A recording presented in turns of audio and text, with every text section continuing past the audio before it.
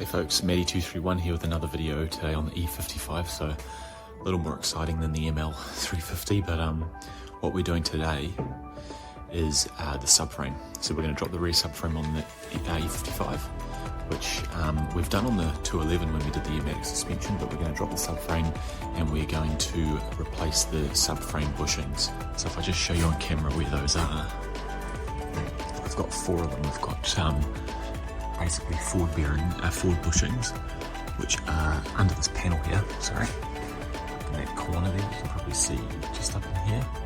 There's one there, and then there's one at the back there, a big sucker here. And they're basically attached base of the car floor, of the body floor. So there's another one there at the front that's easier to see. And we've got our one at the back here again as well up here. So we've got four to replace. I was going to replace the diff bushings here, and we might actually just do it for the sake of it while we're in there, but in saying that, you do have to remove pretty much the whole diff. I tested, I'll try and overlay the video on here, but I actually tested the diff bushings by putting the car in drive and putting a bit of power down, and the diff does not tilt when you put it into drive. So if the bushings were bad, you would see it sort of with the torque of the engine, but they seem to still be working well. They're not like perfect. You can see they've got a bit of fatiguing on them, but they're not cracked in any way or anything like that. So we'll see how we go, but we'll probably just stick to the subframe bushings as well. And we might attempt, for the sake of it, preventatively to replace the rear and front guibo here. It looks like, yeah, no, that one's cracked as well. Yeah, we'll replace probably both of those guibos or flex discs. We've already done the inner boot here, so that looks nice, and that's still looking good. And the outer one here obviously is separate as well. So we're going to remove the wheels, remove the brake pads,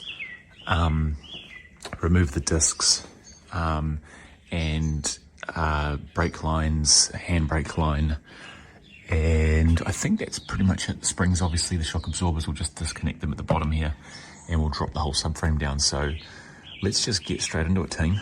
I don't want to muck around too much on this job. As for the subframe bushings, I don't actually have the right tool to properly pull those out. So we're going to have to just see as we go, which we commonly do here on the channel. We're going to drop it down and see what we can do DIY. And worst case scenarios, if we can't do it DIY, we'll buy the right tool. But I'm hoping that we can find a good way on YouTube or other resources to remove and install those bushings. So first we're just going to start by removing some of these panels here on each side. We're going to take the wheels off and start getting into it. Right team, so here we go. Here we got the wheels off. This one was really seized on. If you look here, we've got some real bad like build up of rust around here. So we're just gonna wonder if I should replace this collar nut here. Because it doesn't look good. But we'll clean this disc up before we reinstall everything. Yeah, so if you look here, this one's pretty toast. If you look here, the actual subframe, there should be no real, from memory, no real gap between the bottom there and the base of the floor. So you can see it's cracked and sort of lifted up out of the rubber seal. Whereas this one over here, you can see the little notch where it sits in. To me it looks like, I might be wrong, but it seems like the whole back end's a bit loose, and it definitely feels like it. Same with this side, like this one's really bad. If you look, yeah, like it shouldn't be like that. It's not properly seated, so we're going to replace that one too. We've also got aftermarket shocks here. I don't know what brand they are, but they're not Bilstein shocks, so we'll take those out. But yeah, that back one there, I think the front ones must be the ones that get the most flack. So yeah, what we're going to do now is we're going to basically remove the what do you call it? Remove the brake calipers, brake discs, and then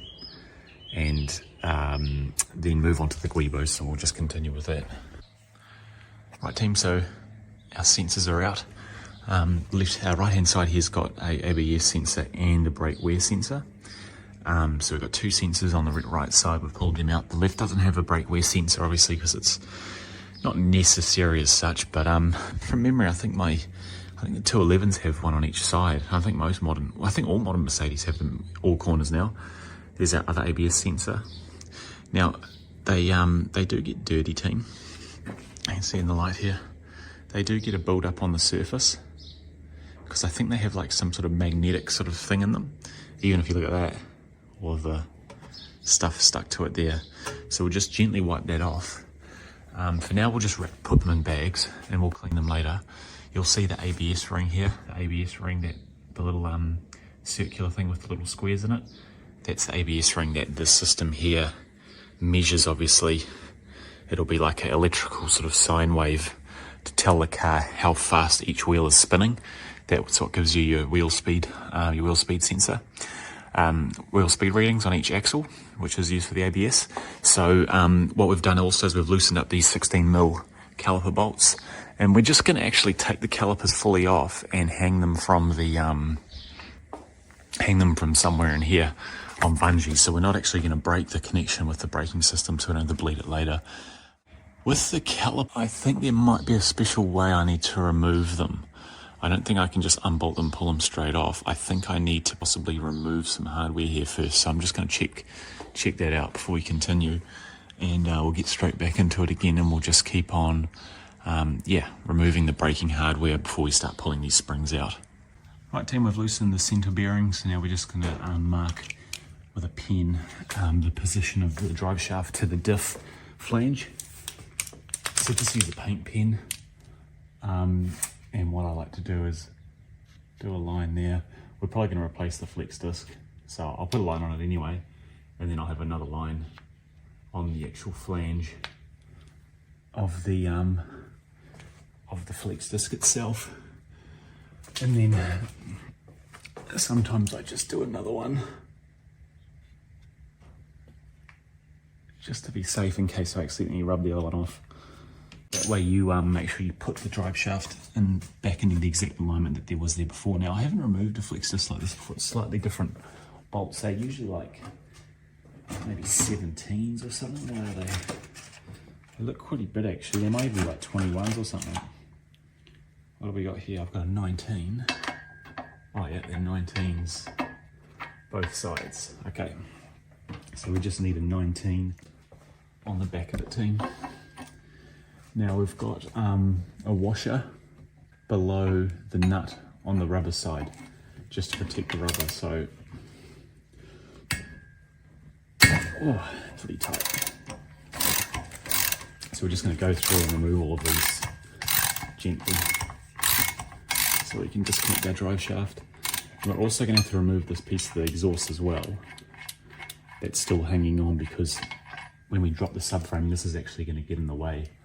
So we're going to have to do that too, which is fine. So we'll just go through and remove the rest of those. Right, team, so we're just fitting our tool to remove the rear spring on each side of the rear axle. So we've got the special kit here that you can use for a 210 and 124.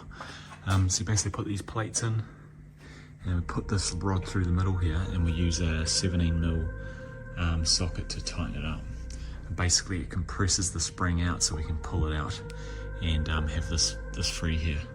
So what we're going to do is just pull this fully out first. So I'm just going to tighten it up now and remove the spring, and then we'll do the other side, and then we'll move on and get our so team, I have a spring compressor kit that I was going to use to remove this free spring here, but for some reason the kit seems to only fit the front springs and not the rear springs. So the approach we're going to take now instead, which I've did a bit of research on, is we're going to remove the sway bar link, the shock absorber bolt, and we're going to then lower the car down and put my big jack under it, under this bottom part here, and take the pressure off, and then we're going to take this bolt out that the hub's attached to. So remove the hub attached to the lower control arm here. Then that's going to allow us to gradually lower the control arm here until this is loose. Now when we do this, we're going to be careful. We're going to stand away from the outward part here. We're going to be behind it, so that when we drop it very gently, if anything were to happen, the spring's not going to come out and hit me, for example. So this is not the way to do it, obviously, but when you're DIYing like I am and like you probably are, sometimes you just got to try different things. So let's give it a go. But yeah, let's just make sure we're careful about it. So we're just gonna stand out of the way when we use the jack. But let's get these 3 bolts out. So the 13 for the sway bar, 16 for the shock, and a 21 with a 22 counter hold for the So team, just an update. I've made some progress myself off camera. So we've removed the spring out of the back here. Very effortlessly, to be honest. Like, real easy.